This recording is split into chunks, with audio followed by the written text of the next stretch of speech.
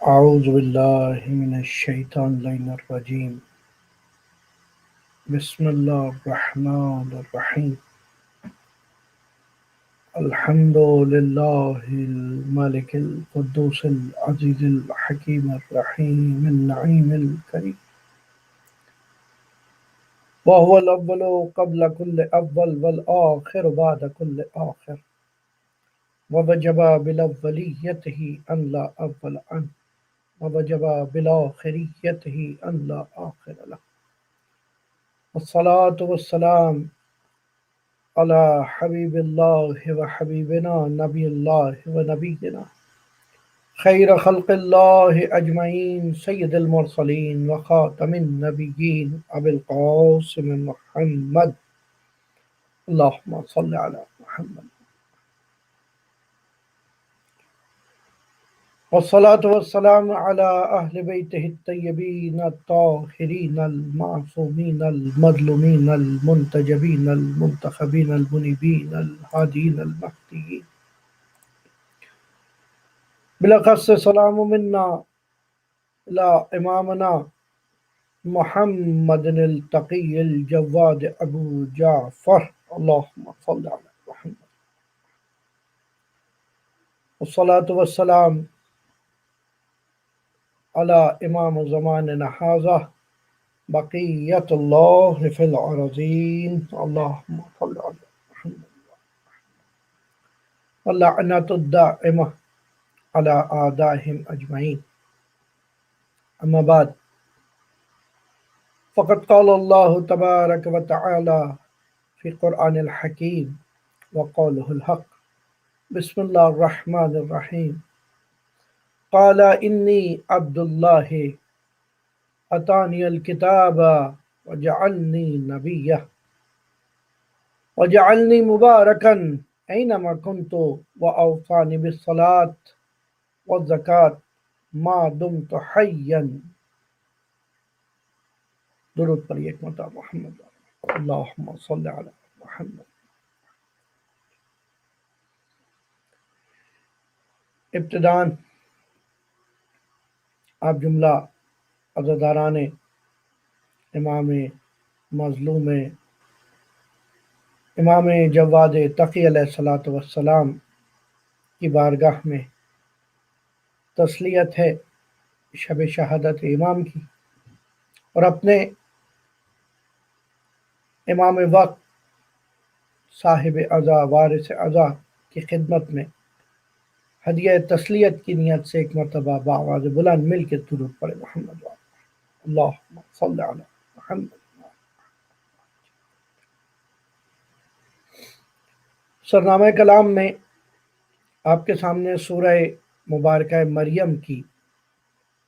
آیے وافی ہدایہ کی قرات کی ہے، جس میں ارشاد رب العزت ہو رہا ہے جناب عیسیٰ کے حوالے سے کہ جس وقت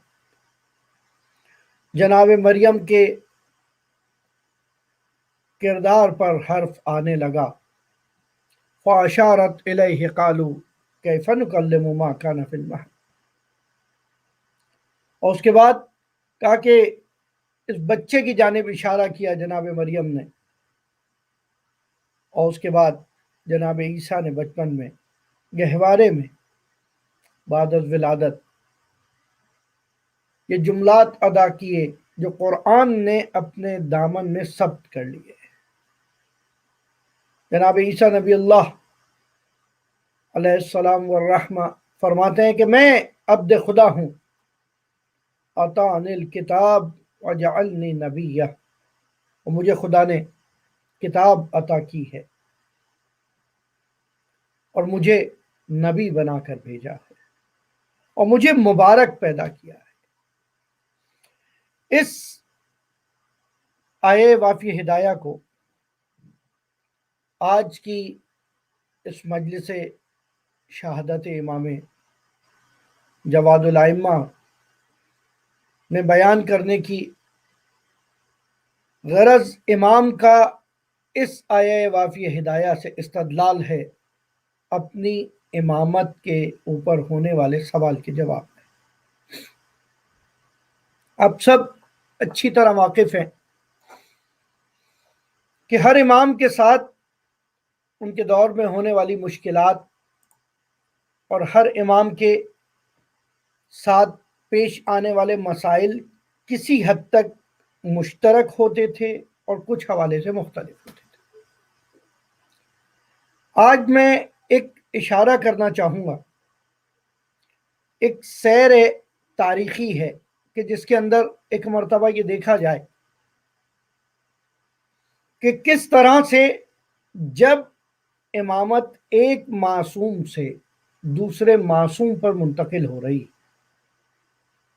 اس وقت جو مسائل درپیش ہیں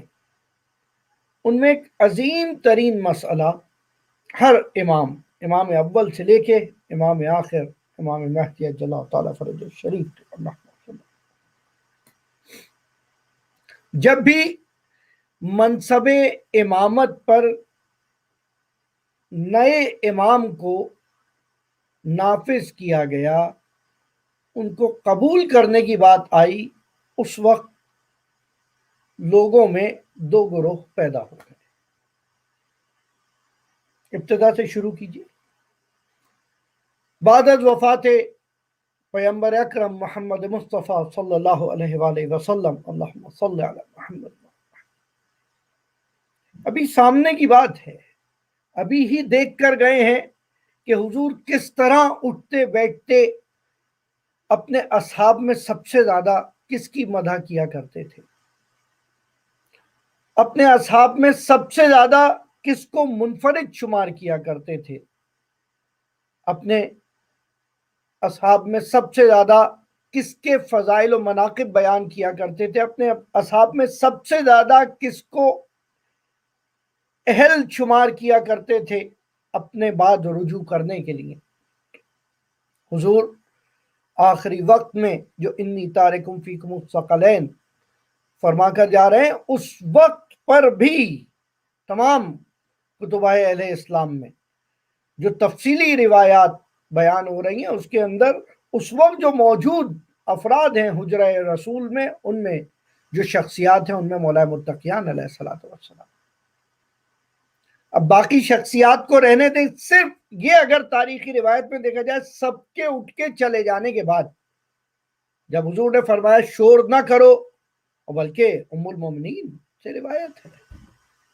بزرگان ملت سے روایت ہے، جناب عائشہ سے روایت ہے، جناب عائشہ فرماتی ہیں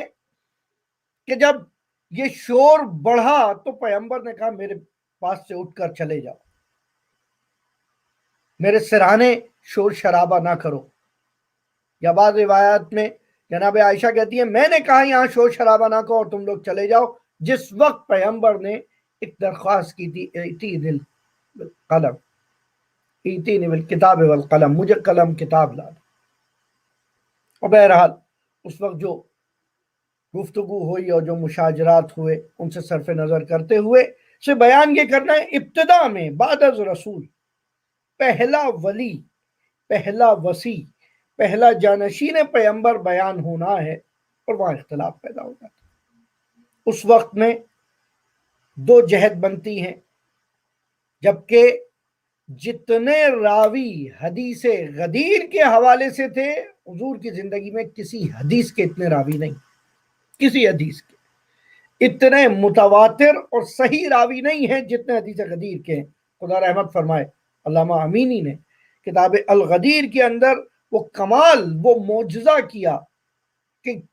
ہنر کرتے ہوئے تمام ان احادیث کو سلسلہ صحیح السند کے ساتھ بیان کیا، جس کے اندر کم سے کم نہیں تو اس وقت بھی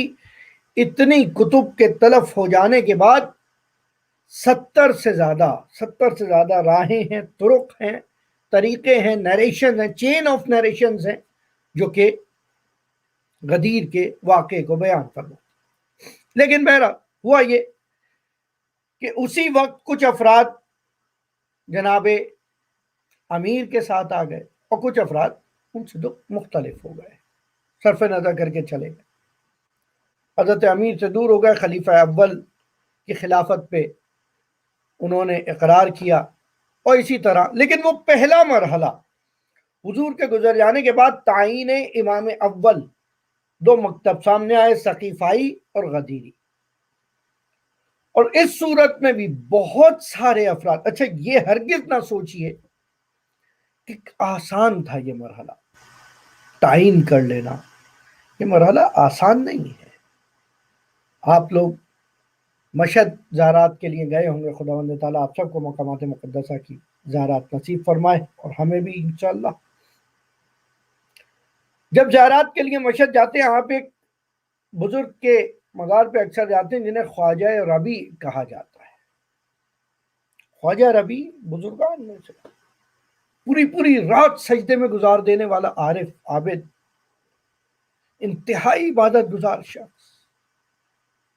لیکن ایک ایسا مقام آ جاتا ہے مولائے متقیان کے وقت میں، مولا علی کی ظاہری خلافت کے وقت میں آ کر مولا علی سے فرماتے ہیں، حضور مولا میں نہیں سمجھ پا رہا کہ آپ حجت الہی ہیں، ولی الہی ہیں، صحابی پیغمبر ہیں،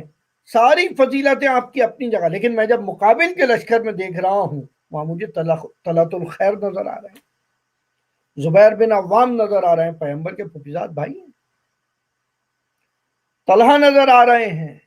ام المومنین ہیں، یہاں پر اتنے اصحاب یہاں موجود ہیں، اور اسی طرح آپ کی جانب اصحاب ہیں،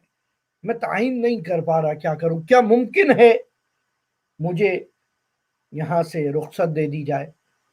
اور کوئی ایسا کام مجھے سونپ دیں کہ میں یہاں سے دور چلا جاؤں۔ توجہ کیجیے، مولا متقیان اس وقت فرماتے ہیں خواجہ ربی کو کہ تم مرز پہ چلے جاؤ، بارڈر پہ چلے جاؤ، اور خواجہ ربی وہاں چلے جاتے ہیں، عبادات میں مشغول ہو جاتے ہیں، حتیٰ نہ امام حسن کے وقت میں واپس پلٹتے ہیں، نہ کربلا کے وقت پہ امام حسین کے وقت میں واپس پلٹتے ہیں، بہرحال لیکن جاتے جاتے امام علی ایک سوال کرتے، توجہ کیجیے گا، امام علی فرماتے یہ غور کرو، کیونکہ سوال یہ تھا کہ حق کس طرف ہے، میں تعین نہیں کر پا رہا ہوں کہ حق ادھر ہے یا حق ادھر ہے۔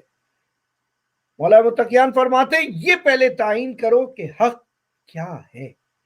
اللہ کیا خوبصورت جواب، پہلے یہ تعین کرو کہ حق کیا ہے، جس دن تمہیں یہ پتہ چل گیا کہ حق کیا ہے، سمت حق خود بخود معین ہو جائے۔ حضور نے فرمایا تھا القرآن مال حق والحق مال قرآن، قرآن حق کے ساتھ ہے اور حق قرآن کے ساتھ ہے، تو یہ دیکھو کہ آج قرآن کس کے ساتھ ہے۔ اگر حضور نے فرمایا تھا الحق مال علی والعلی مال حق، اور نہ صرف یہ کہ اللہم عدل الحق، خدا بندہ جہاں علی مڑے وہاں حق کو موڑ دینا، اور اس روایت کے راوی ہزاروں ہیں،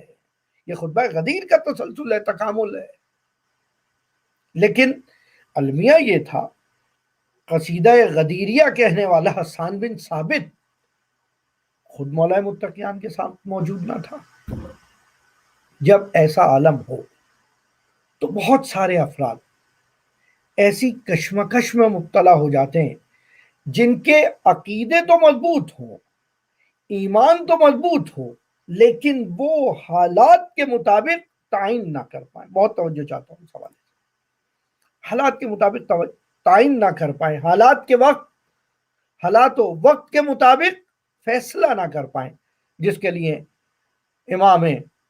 محمد تقی الجواد علیہ الصلوۃ والسلام فرماتے ہیں اللہم صلی علی محمد وعلی محمد۔ مولا فرماتے ہیں من لم یعرف الموارد علیہ المصادر، کہ جو موقعیت کو نہیں پہچانے گا، جو سچویشن کو نہیں سمجھے گا، وہ یقیناً ہلاک ہو جائے گا۔ The one who will not understand the situation, definitely he will lose۔ وہ ہار گیا، وہ خسارے میں، وہ نقصان میں ہے، کیونکہ اس نے موقعیت نہیں سمجھی۔ تمام علم اپنی جگہ، تمام حدیثیں، تمام عبادتیں، تمام معرفتیں اپنی جگہ، لیکن جس وقت وہ یہ نہ پہچان سکے کہ اس حالت میں حق کہاں ہے۔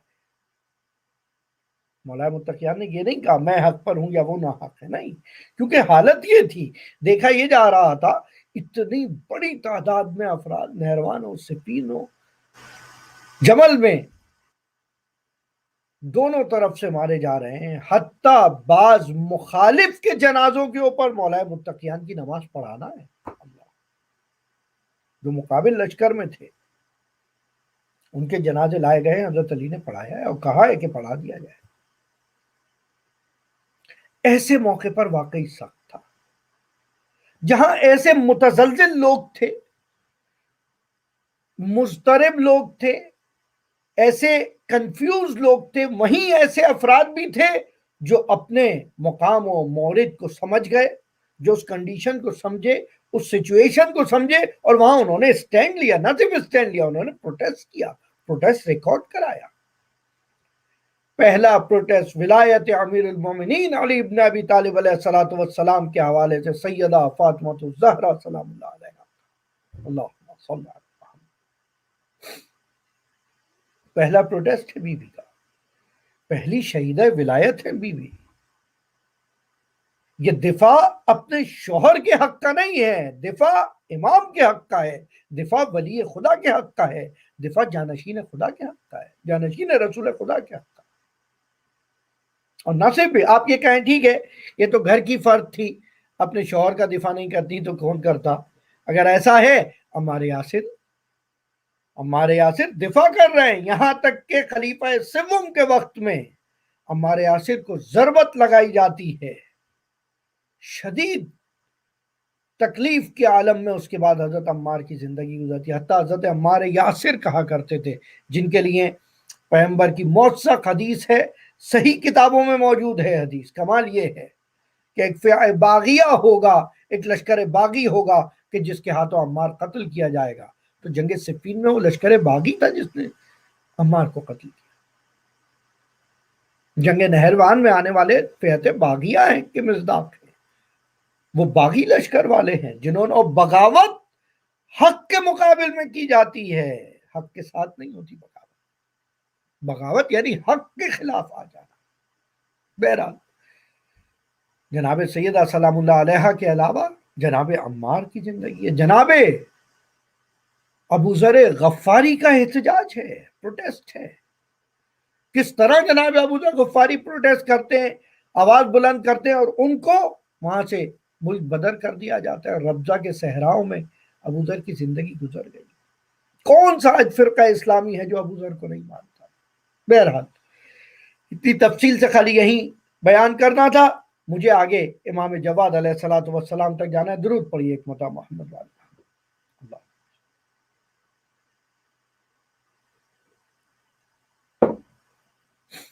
मौलाए मुत्तकियान के बाद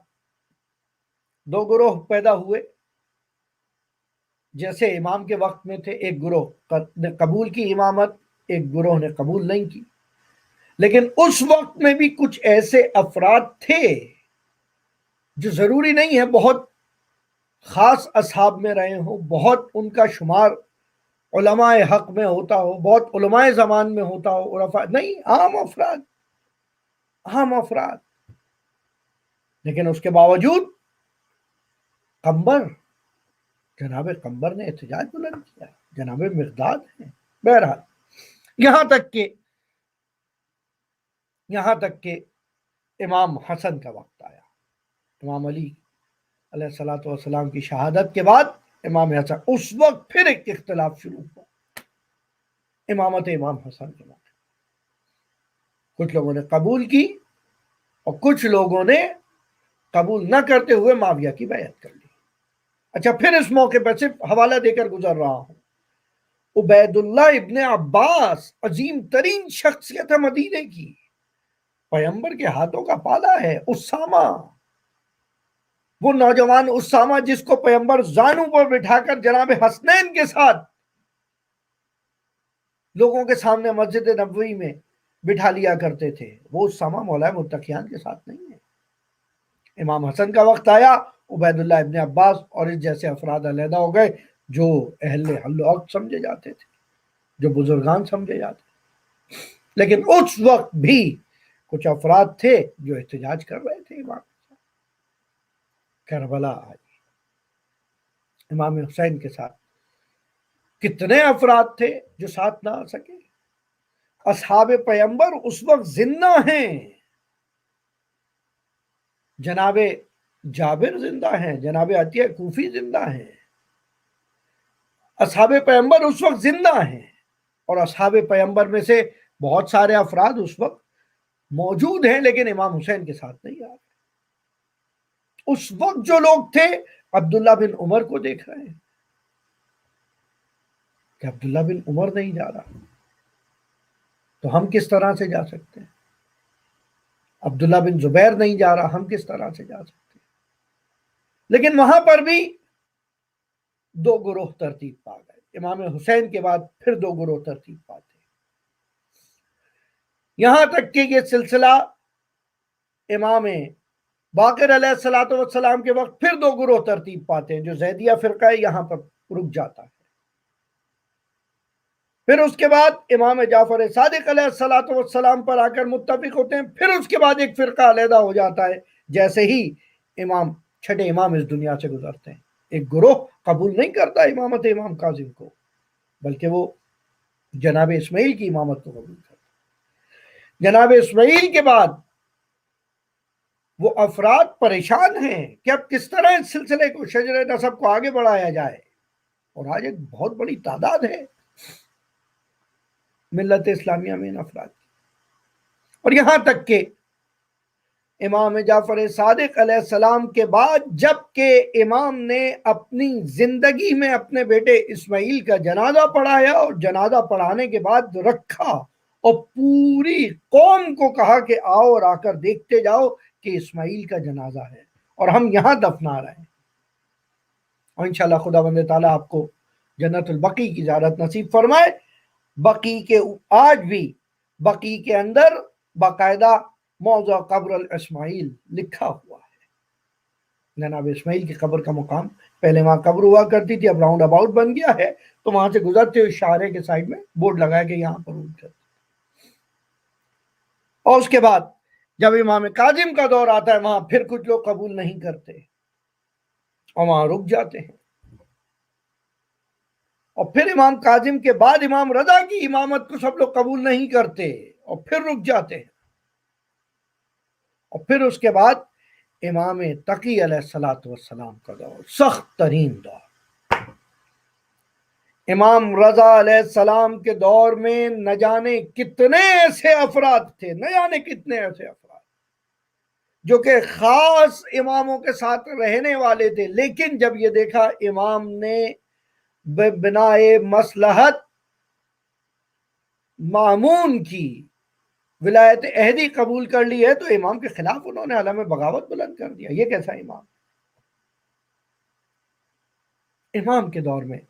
اب ایک سخت مرحلہ ہے۔ دیکھیں عام طور پہ جہاں جہاں مومنین حاضرین موجود ہیں، سامعین موجود ہیں، خداوند تعالیٰ جو خواہش مند اولاد ہیں انہیں امام جواد کے صدقے سے اولاد عطا فرمائے۔ امام رضا امام وقت، وہ امام وقت کہ جس کے نام کا، وہ امام جس کے نام کا سکہ چھپایا، وہ امام کہ جس کو ظاہری صحیح وقت کی حکومت نے پہلی مرتبہ کسی امام کو اپنا جانشین معین کیا کہ اس تمام حکومت پہ ہمارے بعد امام رضا حاکم۔ ان امام رضا کی عمر 45 سال سے زیادہ گزر گئی، اولاد نہیں، فرزند نہیں ہے امام کا، اولاد نہیں۔ اکثر روایات کے مطابق امام جواد علیہ السلام، امام محمد تقی علیہ السلام اکلوتے فرزند ہیں امام رضا کے۔ بعض روایات محدث قمی وغیرہ نے بیان کیا کہ ایک بیٹی بھی ہے، لیکن اکثر مشہور روایات یہی ہیں، مشہور عالم کا کہنا یہی ہے کہ ایک ہی فرزند ہے امام محمد تقی علیہ السلام۔ 45 سال عمر سے گزر گئے، 48 سال گزر گئے، اولاد نہیں ہے، یہاں تک کہ جناب نوبیہ سبیکہ خضران سے ایک بیٹا متولد ہوتا ہے جس کا نام حضور اکرم محمد مصطفیٰ صلی اللہ علیہ وآلہ وسلم اللہم صلی علی محمد کے نام پر محمد رکھا جاتا ہے۔ لقب جواد، تقی، ذکی، مختلف القاب ہیں، ابن الرضا کے نام سے یاد کیا جاتا ہے امام۔ کہ یہ فرزند رضا ہیں، یہ وہی فرزند رضا ہیں کہ جن کے نام پہ خطبہ دیا جاتا تھا، یہاں تک کہ 8ویں امام جب دنیا سے گزر رہے ہیں اس وقت میں، اچھا اب تک ہر امام کے بعد ایک اختلاف پیدا ہوتا تھا جیسا کہ میں نے بیان کیا، اور وہ اختلاف یہ ہوتا تھا کہ یہ امام ہے یا نہیں ہے، اس کی امامت ہے یا نہیں ہے، ایک بیٹا ہے یا دوسرا بیٹا ہے، حتیٰ امام کاظم علیہ السلام کے فرزندوں میں امام رضا کا بھائی امام رضا کے مخالف ہو گیا، کہا یہ فرزند یہ امام نہیں ہے۔ لیکن امام تقی کا وقت اور اس وقت پر جو مشکل ہے وہ تھوڑی مختلف ہے دیگر ائمہ سے، توجہ کیجیے گا۔ 10 رجب 195 ہجری 195 امام کی ولادت ہے، 200 آفٹر ہجرہ امام رضا علیہ السلام مدینے سے توس خراسان لے آئے جاتے ہیں، یعنی 4 یا 5 سال کا عرصہ ہے جو امام تقی علیہ السلام نے امام رضا کے ساتھ گزارا ہے۔ اب امام رضا کو اکیلے بلایا گیا ہے، اور یہاں تک کہ جب امام رضا علیہ السلام اس دنیا سے گزر رہے ہیں، امام رضا علیہ السلام 17 صفر کو جب اس دنیا سے گزر رہے ہیں 202 ہجری یا 203 ہجری، اس وقت امام محمد تقی علیہ السلام کی عمر 7 یا 8 سال۔ عجیب مشکل ہے، جیسی مشکل اب تک کسی امام کو درپیش نہ ہوئی۔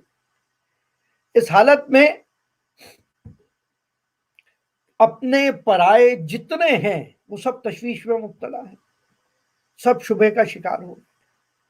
کہ ٹھیک ہے اس فرزند کی امامت اپنی جگہ، لیکن اب اتنے کم سن امام کو کیسے امام سمجھا جائے؟ اور کمال دیکھا، کیونکہ عقیدہ تشیع کے مطابق امام یعنی واسطہ فیض الہی، ایک منصب الہی ہے، اسے امت کی ہدایت کرنی ہے۔ من روز قلورا جو کچھ کائنات میں ہے سب اس کے وسیلے سے ہدایت پا رہا ہے اور رزق پا رہا ہے۔ وہ امام بے وجود ہی ثبتت الارض والسماء، جس کے وجود سے زمین و آسمان باقی ہے۔ اب یہاں پر وہ افراد کہ جن کے عقیدوں میں مشکل نہیں تھی لیکن عقل میں مشکل تھی، سمجھ میں مشکل تھی، جن کی درایت میں مشکل تھی، جن کی ذہانت میں مشکل تھی، وہاں وہ افراد پریشان ہو گئے کہ بھئی اس صورت میں آخر یہ کس طرح سے ممکن ہے، کس طرح سے ممکن ہے کہ ایک 7-8 سال کا بچہ جو ہے اس کو منصب امامت دے دیا جائے۔ امام رضا توس میں شہید ہوتے ہیں خراسان میں۔ اب خراسان میں شہادت کے بعد امام تقی علیہ السلام کا بالاعجاز آنا، معجزتاً خراسان آنا اور نماز جنازہ اور کفن و دفن کے مسائل کے بعد واپس چلے جانا، یہ تو ایک اعجاز ہے۔ یہ وہاں موجود کچھ افراد نے دیکھا، ابا سلط کہ جس کو امام رضا علیہ السلام نے وصیتیں فرمائی تھی انہوں نے دیکھا، یہ ملائے عام نے تو نہیں دیکھا، حکمات نے نہیں دیکھا، عوام نے تو نہیں دیکھا۔ عوام تو اس وقت کی گواہی نہیں دے سکتی۔ وہ اکثریت جو مدینے میں موجود ہے، مدینے میں جیسے ہی یہ خبر شہادت امام رضا پہنچی، امام کے گھر میں صف عزا بچھ گئے، ماتم ہو رہا ہے، گریہ ہو رہا ہے، بنی ہاشم کے مختلف گھروں میں جا کر تسلیت دی جا رہی ہے۔ یہیں پر اسی مقام پر، اسی موقع پر عیسیٰ اٹھتا ہے اور اٹھ کے کہتا ہے، عیسیٰ بن ابراہیم ظاہراً اٹھ کے کہتا ہے ٹھیک ہے غم وغیرہ اپنی جگہ، لیکن اس وقت ایک مسئلہ اہم یہ ہے کہ اس فرزند طفل کو، نعوذ باللہ، اس نوجوان کمسن بچے کو امام کے مرتبے پہ کیسے بٹھایا جا سکتا ہے؟ اللہ مرحلہ، جبکہ امام رضا علیہ السلام آخری مرتبہ جب یہاں سے گئے اس کے بعد خط و کتابت کرتے رہے، حتیٰ خط موجود ہے امام رضا علیہ السلام کا اپنے بیٹے کے لیے۔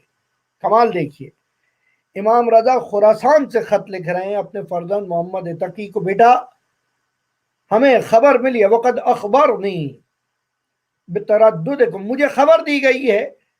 کہ تمہارے محافظ جو تمہارے حواری ہیں، جو تمہارے ساتھ افراد ہوتے ہیں، آپ نے دیکھا ہے بہت مرتبہ ایسا ہوتا ہے آفیشیل پرسنالٹیز کے ساتھ ایک پروٹوکول چلتا ہے، تو وہ پروٹوکول ہی راستہ بتاتا ہے کہ آج اس روٹ سے جائیں گے، آج اس روٹ سے جائیں گے، اس دروازے سے جائیں، اس دروازے سے جائیں، وہیں پر بالکل اسی طرح سے کچھ افراد وہاں رہے ہوں گے جو کہ امام تقی علیہ السلام کو، جبکہ وہ بچے ہیں، ابھی 3-4 سال کا سن ہے، اس 3-4 سال 5 سال کے بچے کو امام رضا خط لکھ رہے ہیں، اور خط لکھ کر کہتے ہیں بیٹا مجھے خبر ملی ہے کہ تمہیں پائنی دروازے سے، یعنی بیک ڈور سے مسجد لے کے جایا جاتا ہے اور بیک ڈور سے لے کے آیا جاتا ہے، اور تمہیں اکثر مجمعوں میں جہاں پر عوام شرکت کر رہی ہو، جنرل کمیونٹیز کے اندر تمہیں شرکت نہیں کرنے دی جاتی، تم سے لوگوں کو دور رکھا جاتا ہے، ہرگز ایسا نہ کرو۔ وَبِحَقِّ عَلَيْكَ، میں تم سے اس حق کے واسطے، میں اس حق کے تحت تم سے بات کر رہا ہوں جو میرا تمہارے اوپر ہے، اللہ، کہ تم فرنٹ ڈور سے، جو راس باب ہے، جو سامنے کا دروازہ ہے، اس سے اپنا تردد رفت و آمد کیا کرو اور لوگوں کے درمیان رہا کرو۔ اور یہاں پر یہی وجہ ہے کہ جس وقت امام جواد علیہ السلام مدینے سے ہجرت کر کے آئے ہیں، اس وقت مدینے کے افراد بھی امام جواد کو، جس وقت امام کو ہجرت کروا کے بلایا گیا ہے تقریباً 220 ہجری کے قریب، کہ جب امام کو معتمد کے ذریعے بلایا گیا ہے، تقریباً 18 سال زندگی گزار لینے کے بعد، 17 سال زندگی گزار لینے کے بعد، جب امام کو بلایا گیا ہے مدینے سے، مدینے میں اس وقت لوگ امام کو باب المراد کہا کرتے تھے، اللہ، وہ راستہ، وہ شخصیت، وہ دروازہ کہ جس سے لوگوں کی مرادیں پوری ہیں۔ باب الحوائج کہا کرتے تھے، باب الحوائج امام کی ذاتی صلاحیت نہیں ہے جس کی وجہ سے مشہور ہے، وہ تو تمام اماموں کے اندر یہ صلاحیت ہے، ساتھ رہیے گا۔ باب الحوائج خاص طور پہ اس وجہ سے کہا جا رہا ہے کیونکہ جو فرد اپنی حاجت لے کر آ رہا ہے اس کی حاجت کو دور کیا جا رہا ہے۔ جواد اس لیے کہا جا رہا ہے کہ اپنا پرایا جو طلب لے کے آ رہا ہے اس کو دیا جا رہا ہے، جو آ جائے بتایا جا رہا ہے۔ اس موقع پر اس امام تقی علیہ السلام کی جب تعین امامت کی بات آئی ہے، اس وقت عیسیٰ، جیسے ہی عیسیٰ بن ابراہیم اٹھ کے کہتا ہے کہ ٹھیک ہے اس وقت اس بچے کی امامت تو نہیں لی جا سکتی، قبول نہیں کی جا سکتی، تو ایک کام کرتے ہیں، جیسا کہ اکثر سیاسی تنظیموں میں کہیں ہوتا ہے یا بادشاہی نظاموں میں کہیں ہوتا ہے کہ اگر کوئی کمسن بادشاہ یا ملکہ ہے تو اس کو تاج پہنا دیا جاتا ہے، اس کو کوئی ریپرزنٹیٹو اس کا حکومت کو چلاتا ہے، اور اس وقت اب بلا تشبیہ کچھ لوگوں کے نام دیے گئے کہ امام کا نام امام رہے گا، امام کا لقب امام رہے گا، امام کا مقام امام رہے گا، لیکن امور امامت کو چلانے کے لیے کسی اور فرد کا انتخاب کر لیا جائے۔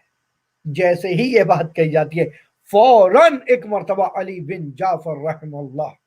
کھڑے ہوتے ہیں۔ علی بن جعفر امام جعفر صادق علیہ السلام کے فرزند ہیں، انتہائی باعلم وفادار اماموں کے، پورے مدینے میں جن کے علم و تقوی و زہد کے چرچے ہیں، جن کی قبر مدینے میں بھی ایک قبر ہے اور ظاہراً سمنان میں بھی ایک قبر ہے اور قم میں بھی ایک قبر ہے، 2 قبروں پہ تو میں جا چکا ہوں جناب علی بن جعفر علیہ السلام۔ قم میں موجود قبر پہ بھی یہی گمان ہے کہ یہ علی بن جعفر صادق علیہ السلام کی ہے، اور سمنان تہران کے پاس ایک جگہ ہے ایران میں، وہاں بھی ایک قبر پائی جاتی ہے علی بن جعفر کی، گمان ہے کہ وہ بھی ہو سکتا ہے انہی کی قبر ہے، یا تیسری قبر ایک اسی طرح سے مدینے میں پائی جاتی ہے۔ بہرحال علی بن جعفر فوراً کھڑے ہوتے ہیں اور کہتے ہیں ہرگز ایسا ممکن نہیں ہے، تم کیا سمجھتے ہو، تم کیا سمجھتے ہو، کیسے یہ تم سوچ سکتے ہو، منصب امامت منصب الہی ہے، اور ایک الہی منصب کے حامل ہونے کے لیے جس علم و زہد و عصمت و تقوی کی ضرورت ہے وہ خدا جس مرحلے میں چاہے داخل دے سکتا ہے۔ جس مقام پر امام محمد تقی علیہ الصلوۃ والسلام سے جب سوال کیا گیا تو امام نے فرمایا اما قال اللہ قال انی عبد اللہ آتانی الکتاب وجعلنی نبیا۔ کیا تم لوگوں نے قرآن نہیں پڑھا کہ جہاں جناب عیسیٰ فرماتے ہیں کہ میں خدا کا بندہ ہوں اور خدا نے مجھے کتاب عطا کی اور نبی بنایا ہے، وجعلنی مبارکا، اور مجھے باعث برکت بنایا ہے، جبکہ وہ اس وقت جھولے میں موجود تھے۔ جبکہ وہ تو اس وقت جھولے میں موجود تھے، شیرخوار تھے۔ میں تو بات کر رہا ہوں، میں تو بیان کر رہا ہوں، اور شاید یہی وجہ ہے علامہ مجلسی بیان کرتے ہیں کہ 30,000 30,000 سے زیادہ کوشچنز ہیں جو امام تقی علیہ السلام سے نقل ہوئے ایک ایک نشست میں۔ جیسے ہی تعین ہوا جتنے علماء مدینے کے تھے وہ سب جمع ہو گئے۔ اچھا، علماء یہاں فقہ کے علماء کی بات نہیں ہو رہی، تفسیر کے علماء کی بات نہیں ہو رہی، علم دین کے علماء کی بات نہیں ہو رہی، قرآن کے علماء کی بات نہیں، جملہ اہل علم، کیونکہ بہرحال امام سب امام ہیں۔ دعوی سلونی کیا مولائے متقیان نے تھا، لیکن نبھایا ہر فرزند علی نے۔ درود پڑھی ایک مرتبہ۔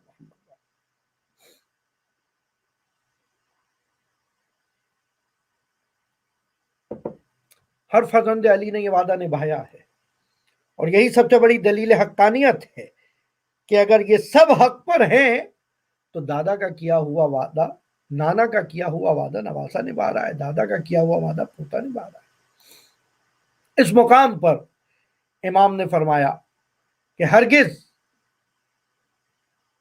منصب امامت سن و عمر کا محتاج نہیں ہے۔ پوچھو جو سوال پوچھنا چاہتے ہو۔ اب اس مقام پر سوال پوچھا گیا، یہاں تک کہ بعض افراد نے بیان کیا حتی اذا بلغ اشدہ بلغ 40، یہاں تک کہ وہ بالغ ہو جائے۔ امام نے کہا ایسے تو امام نے فرمایا ہے، مولا متقیان نے فرمایا کہ 40 سال پہ جا کے عقل کامل ہوتی ہے، تو کیا 40 سال کا انتظار کیا جائے گا؟ اور اسی ماحول میں، اسی مدینے میں ایسے افراد بھی موجود ہیں جن میں شاہ عبد العظیم حسنی، بارہا میں ان کا تذکرہ کر چکا ہوں، شہر رے میں، جو موجودہ شہر رے ہے ایران میں، وہاں جن کا روضہ ہے، وہاں جن کا مزار ہے، اور جس درگاہ کے لیے کہا گیا کہ جو شاہ عبد العظیم حسنی کی زیارت فرمائے گا گویا اسے زیارت ابا عبداللہ حسین علیہ السلام کا ثواب ملا۔ اللہ عظیم زیارت کا ہے، عظیم منزلت ہے۔ یہ شاہ عبد العظیم حسنی امام تقی کے پاس آتے ہیں اور آگے فرماتے ہیں مولا فحدثنی حدیثا، ایک عرصہ زندگی گزار دی ہے امام کے ساتھ، اس کے باوجود کہہ رہے ہیں مجھے ایک حدیث سنا دیجیے۔ یہ بالکل ایسے ہی ہے جیسے جابر جعفی تقریباً 18 سے 20 سال امام صادق علیہ السلام کی بارگاہ میں زانو تلمس طے کر کے بیٹھے رہے، ان سے علم حاصل کرتے رہے، لیکن اس کے باوجود جب مدینے سے رخصت ہونے لگے جابر آ کے کہتے ہیں مولا حدثنی ونصحنی، مجھے کوئی حدیث سنا دی اور نصیحت دے دیجیے۔ امام ظاہراً مسجد نبوی میں موجود ہیں، چاروں طرف اصحاب موجود ہیں، امام کہتے ہیں جابر اتنی حدیثیں ہم نے سنائی ہیں، اتنی روایات تو ہم سے تم نے سن لی ہیں۔ یہاں جابر کہتے ہیں مولا جتنا بھی سنا ہو بحر و معرفت علوم آل محمد سے جو میں نے لیا ہے وہ تو چند قطروں سے بڑھ کر کچھ نہیں۔ اللہ، یہ ہے معرفت۔ شاہ عبد العظیم حسنی اسی ماحول کے پروردہ وہیں موجود ہیں، لیکن امام جواد کی اس حدیث کے مطابق کہ جس نے موقعیت کو نہیں سمجھا، جس نے سچویشن کو نہیں سمجھا، جس نے حکمت کے مطابق عمل نہیں کیا، گویا وہ ہلاک ہو گیا، اس نے خسارہ اٹھایا۔ شاہ عبد العظیم حسنی سوال کرتے مولا ایک حدیث سنائیے، امام ایک حدیث سناتے مولا ایک حدیث اور سنا دیجیے، ایک حدیث اور سنا، یہاں تک کہ فقال الجواد 14 حدیث، 14 حدیثیں امام جواد نے وہیں کھڑے ہو کر سنائی ہیں، اور ہر حدیث کے اندر یہ کہہ سکتے تھے میں کہہ رہا ہوں نہیں. جب کہا وقال امیر المؤمنین علی ابن ابی طالب علیہ السلام اللہم صلی علی محمد. ہر حدیث سے پہلے یہ بیان کرتے رہے کہ جو حدیث بیان کر رہا ہوں یہ اپنے جد امیر المومنین سے بیان کر رہا ہوں، جس سے پتہ چل جائے کہ ہم ائمہ کے لیے یہ فاصلہ زمانی و مکانی فاصلہ نہیں ہوتے. العلم نور اللہ، علم ایک نور ہے خدا کی جانب سے، جس کو چاہے خدا عطا کرتا ہو. جو علم خدا نے ہمیں عطا کیا ہے وہ سینہ بسینہ ہمیں عطا ہوتا رہتا، عمر کی اس میں کوئی قید. اور پھر امام کے موقع پر، امام کی زندگی میں مسلسل جہاں امام جاتے ہیں، دیکھیں کتنا عجیب ہے نا. آپ تصور کیجئے، مجھے نہیں پتا آپ میں کچھ لوگوں نے یہ ایکسپیرینس کیا یا نہیں. ہوتا ہے کوئی اگر کمسنی میں کسی مقام پر پہنچ جائے، لوگوں کو یقین نہیں آتا، جہاں جاتا ہے اس سے ایگزام لیا جاتا ہے، ٹیسٹ لیا جاتا ہے. لیکن شروع میں تو یہ اچھا لگتا ہے. اور اگر بات منصب الہی کی ہو، اگر علم الہی ہو تو یہ چیز پھر کس قدر گراں گزرے. لیکن جب امام سے سوال کیا، امام ہمیشہ مسکراتے ہوئے جواب دیتے رہے اور یہی کہتے رہے کہ مجھ سے سوال پوچھو میں تمہیں جواب دوں گا، اور سوال پوچھو تاکہ تمہاری جہالت دور ہو. اپنے علم میں اضافہ کرو، اور زدنی علم، زدنی وہی زدنی جو کہ حدثنی وزدنی جو جناب شاہ عبد الحزیم عظیم حسنی کہہ رہے تھے. یہاں تک کہ امام نے ایک دعائے سریع العجابہ بیان فرمائی. امام فرماتے ہیں حسبی اللہ لا الہ الیہ توکل. تو یہ ایک تفصیلی دعائے امام کہتے ہیں ہر مشکل کے حل کے لیے، ہر مشکل، کوئی بھی مشکل ہو تمہارے پاس، اس مشکل سے حل کے لیے تمہیں صرف فثقۃ اللہ، خدا پر توکل رکھو. خدا پر توکل رکھو گے تو تمہاری وہ مشکل حل ہو جائے، اور پر امید رہو. یہاں تک کہ ایک مقام پہ مولا فرماتا ہے المومن یحتاج الی ثلاث خصال. ہر مومن، بس میں یہ حدیث سنا کر زحمات تمام کروں گا. امام فرماتے ہیں کہ ہر مومن کے اندر 3 خصلتیں ضرور ہونی چاہیے. المؤمن یحتاج الی ثلاث خصال، 3 خصلتیں ایسی ہیں جو مومن میں ہونی چاہیے. اور خصلتیں، سب سے پہلی چیز توفیق من اللہ. کوئی بھی کام آپ کر رہے ہیں، کتنا ہی نیک ہو، کتنا ہی اچھا ہو، اپنی انرجی سے کسی کو کچھ دیا جا رہا ہے، اپنے علم سے سکھایا جا رہا ہے، اپنے پیسے سے مدد کی جا رہی ہے، اپنی ہمت سے کسی کی امداد کی جا رہی ہے، توفیق من اللہ. یہ سوچ لو کہ جو یہ توفیق مجھے شامل حال ہوئی ہے وہ خدا کی وجہ سے. تصور کریں اگر انسان یہ سوچ لے کہ میں جو کام کر رہا ہوں وہ اس لیے کر پا رہا ہوں، اچھا ہی سے کام، بہتر سے بہتر کام، کیونکہ خدا نے یہ توفیق مجھے بخشی ہے، تو کس قدر نوعیت بدل جائے گی. اس کام میں للہیت میں کتنا اضافہ ہو جائے گا، اس کام کے اندر خلوص نیت میں کتنا اضافہ ہو جائے گا. اور پھر فرماتے توفیق من اللہ عز وجل وواعظ من نفسہ. 3 خصلتیں مومن کی، خدا کی جانب سے توفیق پر ہمیشہ یقین رکھے کہ خدا نے توفیق دی تھی اور خدا ہی توفیق دے. دوسری چیز واعظ من نفسہ، اپنے نفس سے موعظہ لیتا رہے، اپنے اندر کی آواز سنتا رہے. یہ جو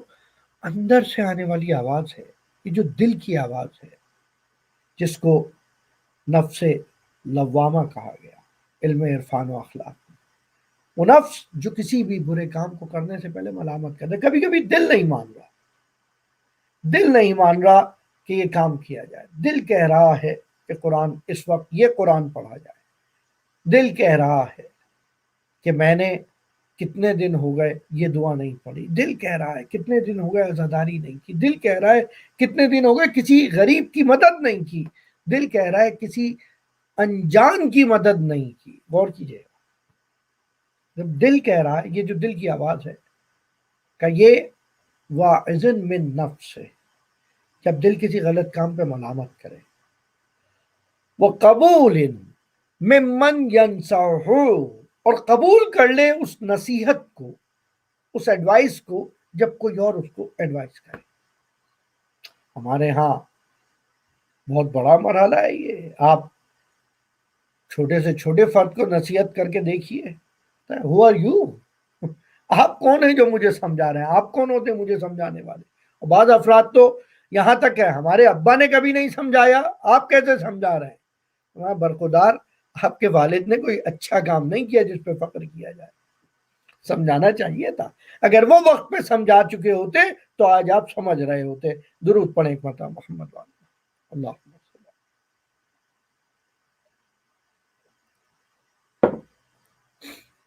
تین چیزیں یاد رکھیں، توفیق من اللہ، دوسری چیز واعظن من نفس سے، اپنے نفس کا موعظہ سنیں، جو دل کی آواز ہے اسے سنیں، جو نفس ملامت کرتا ہے اس کو نوٹس کرے، اور تیسری چیز قبول ممن ینصح، جو اس کو نصیحت کرے، ایڈوائس کرے، اس کو ایکسیپٹ کرے۔ اور اس حوالے سے کہ عقل کہاں سے آئے اس معاملات کی،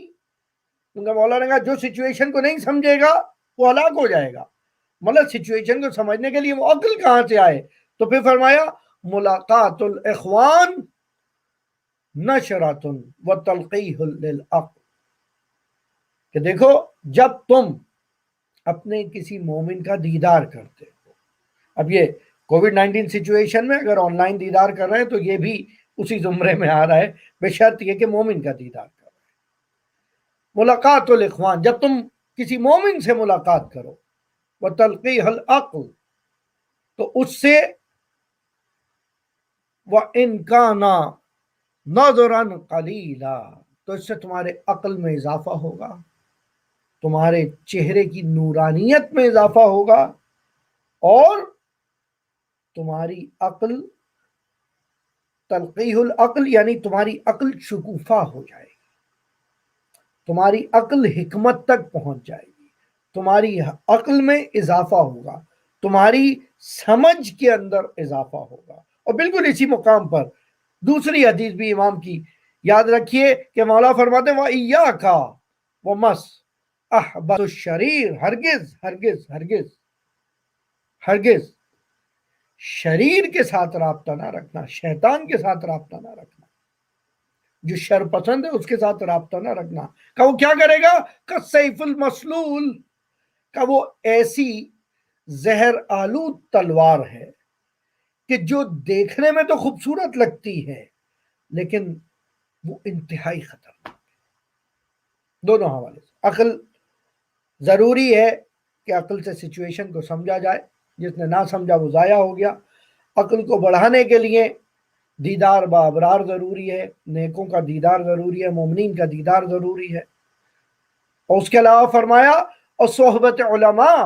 جب تم اہل علم کی صحبت میں رہو گے۔ بہرحال کسی پرفیوم شاپ میں جائیں، کچھ نہ خریدیں، کچھ خریدنے کے پیسے ہی نہ ہو،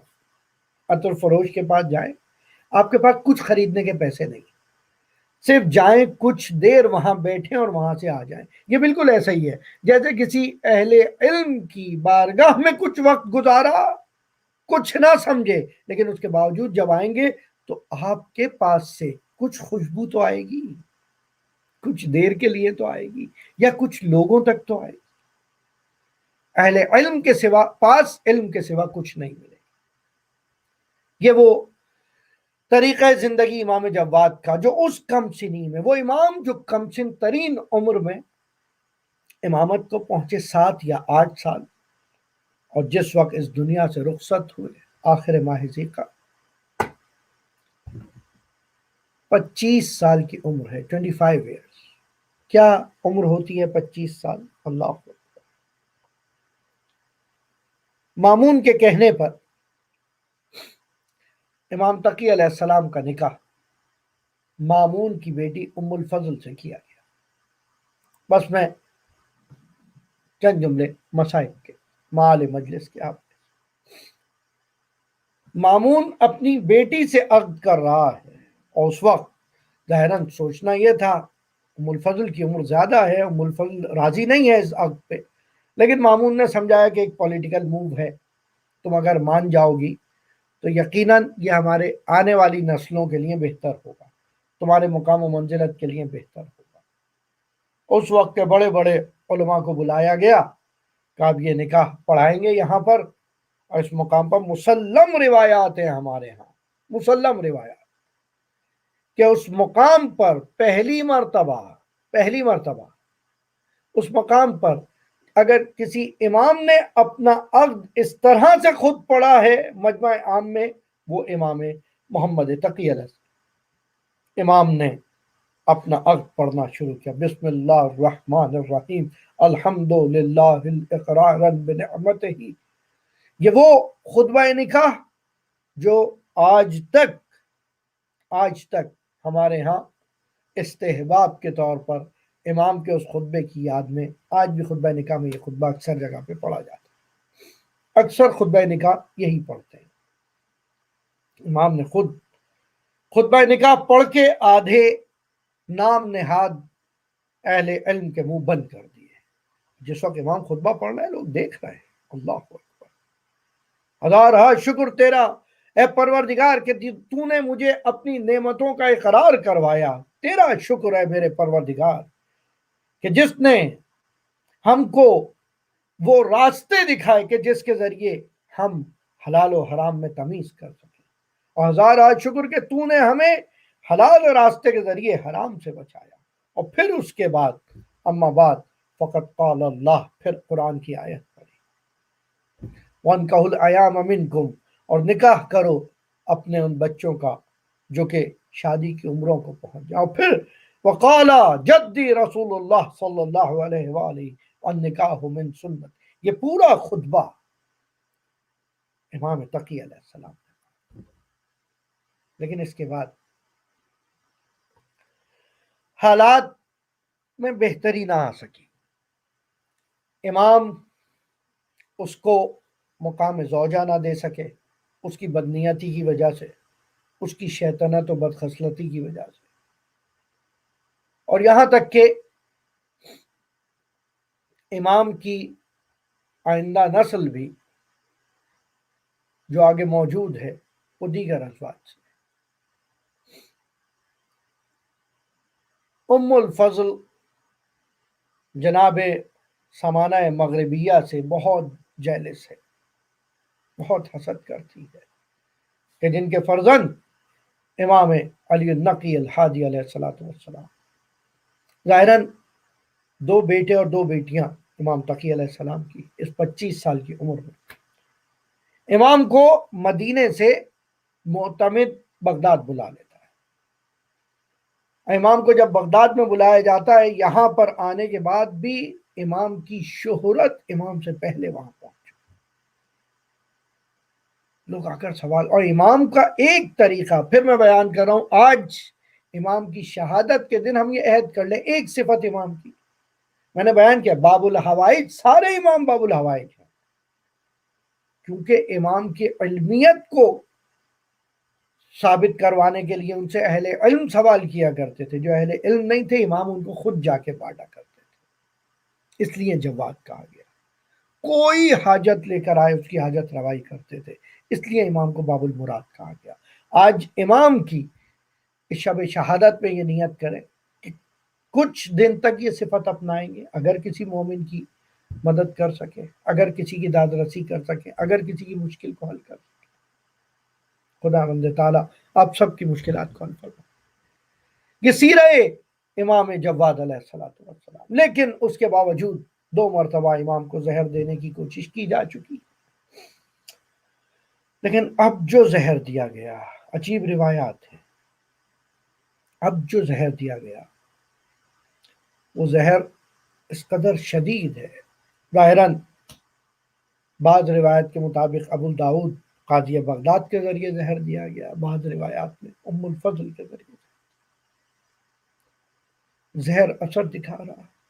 اور اس زہر کے اندر ایک عجیب تفصیلی روایات ہے مقتل کی، اس زہر کے اندر ایک عجیب اثر یہ تھا کہ اس زہر کی شدت کی وجہ سے امام پر عطش کا غلبہ آ گیا، امام کو شدت سے پیاس لگنے لگی، اور امام آخری وقت میں شدید پیاس کے عالم میں یہ اظہار کر رہے تھے کہ مجھے پیاس لگی۔ نزدیک موجود افراد نے جب امام کو پانی پلانا چاہا، اس موقع پر امام جواد علیہ السلام نے ایک مرتبہ پانی کو دیکھ کر وہ جملہ جو امام حسن نے دہرایا تھا وہ دہرایا، لا یومک کا یوم یا بات، کوئی دن ابا عبداللہ تیرے دن جیسا نہیں ہے۔ یہ آتش بھی ہے، لیکن اس آتش کے باوجود گھر میں بچے ایسے نہیں ہیں جو پانی کے لیے بےتاب ہوں، سامنے ماں بہنیں نہیں ہیں، بچیاں نہیں ہیں جو پانی مانگیں، لیکن ایک آتش جو کربلا میں ہے وہ اس حد تک ہے کہ آخری وقت میں بھی جناب زینب سلام اللہ علیہ کا جو مرثیہ ہے اس کے جملات ہیں، آخر وقت میں جب جناب زینب مقتل میں پہنچی ہیں اور پہنچ کے پتھر ہٹانے شروع کیے، تیروں تلواروں ٹوٹی برچیاں ہٹائیں، یہاں تک کہ اپنے ماجائے کو جب نکلتے دیکھا، ایک مرتبہ آسمان کی جانب دیکھا، پروردگارا الہی تقبل منا حاضر القربان، میری یہ قربانی قبول فرما۔ پھر ایک مرتبہ مدینے کا رخ کیا، یا رسول اللہ یہ آپ کا وہ حسین ہے، وقد قتل العطشان، جسے پیاسا شہید کر دیا گیا۔ اور اس طرح سے امام جواد آخری وقت میں عطش کی حالت میں امام حسین کو یاد کر رہے ہیں، اور یاد کرتے ہوئے امام کہتے ہیں کہ حسین پر گریا کرو، میرے بابا کہا کرتے تھے، وقد حدثنی ابی، میرے بابا نے مجھ سے نقل کیا، میرے بابا نے مجھ سے فرمایا ہے اگر کسی پہ گریا کرنا ہے تو وہ حسین ابن علی پہ گریا ہے۔ الا لعنت اللہ علی القوم الظالمین۔ یہاں تک کہ آخری وقت امام نے آنکھیں بند کرتے کرتے کربلا والوں کو یاد کیا۔ امام نقی بالاعجاز آئے ہیں، اور امام نقی علیہ السلام نے آ کر بالاعجاز کفن دیا ہے، غسل دیا ہے، نماز پڑھائی۔ یہ بہت سارے، ایک مرتبہ میں نے بیان کیا تھا کہ کئی اماموں کے موقع پر ایسا ہوا کہ معجزتاً امام آ کر غسل و کفن دفن کر رہے ہیں، لیکن کوئی امام ایسا نہ تھا۔ جیسے سید سجاد بالاعجاز کوفے سے واپس آئے تھے، جیسے سید سجاد اس راہ کوفہ و شام سے واپس کربلا پہنچے تھے 13 محرم کو، اور اس وقت اپنے بابا کا جنازہ دیکھ رہے تھے۔ کیا جملات ہیں جناب زینب کے، وہ آخری جملات، یا رسول اللہ ھذا حسین مرمل بالدم، یہ وہ حسین ہے جو اپنے خون میں غلتا ہے، یہ وہ حسین ہے مقطع الاعضاء کہ جس کے اعضاء کو ٹکڑے کر دیا گیا۔ یہ ٹکڑے شدہ بدن، یہ پامال شدہ لاشا اٹھانے سید سجاد بالاعجاز آئے تھے، لیکن آج امام نقی پہنچے ہیں